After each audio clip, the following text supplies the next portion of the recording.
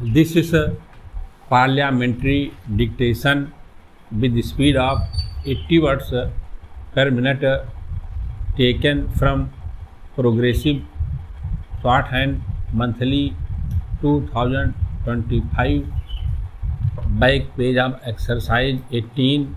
Please like, share and subscribe. Ready. But how can they live without a job?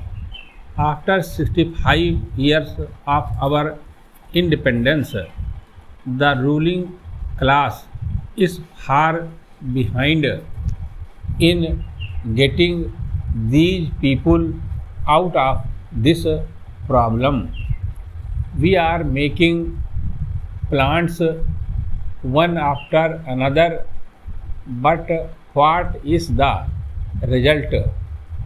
After the first 5-year plan, the number of the registered unemployed people stood at 20 lakhs. After the second 5-year plan, it rose to 35 lakhs. After the third 5-year plan, it crossed the line of 53 lakhs. After the fourth plan, it was more than 80 lakhs and now it is 2 crores. This is the reality in spite of the ruling party's tall talks of socialistic pattern of society, democratic socialism, and third, and ultimately socialism and new economic program. The ruling party have been crying from the housetops about the so-called socialism. In our country, the number of unemployed in the country has been increased because their socialism is a fake socialism and it is to deceive the people only. They talk of socialism only because they know people love and like it. People believe that without socialism, unemployment problem cannot be solved. What is socialism?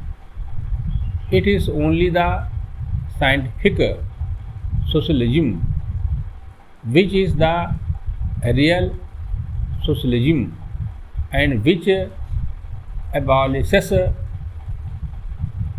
exploitation of man by man, which abolishes private property system in the economy, which takes the means of production in the hand of the state and which guarantees the right to work. But in our socialism, the rich becomes richer and poor becomes poorest. This is really capitalism under the guise of socialism. This is fake socialism and this is only to deceive the people. Can we claim of building socialism without making the right to work as a fundamental right? We cannot.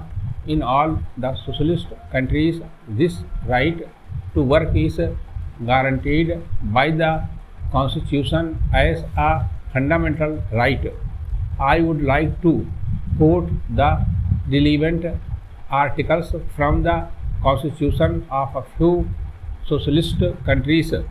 Article 40 of the erstwhile USSR Constitution says that the citizens of the USSR have the right to work, that is, to guaranteed employment and pay in accordance with the quantity and quality of their work, and not below the state established minimum, including the right to choose their trade or profession. Article 49 of the Constitution of China says citizens have the right to work.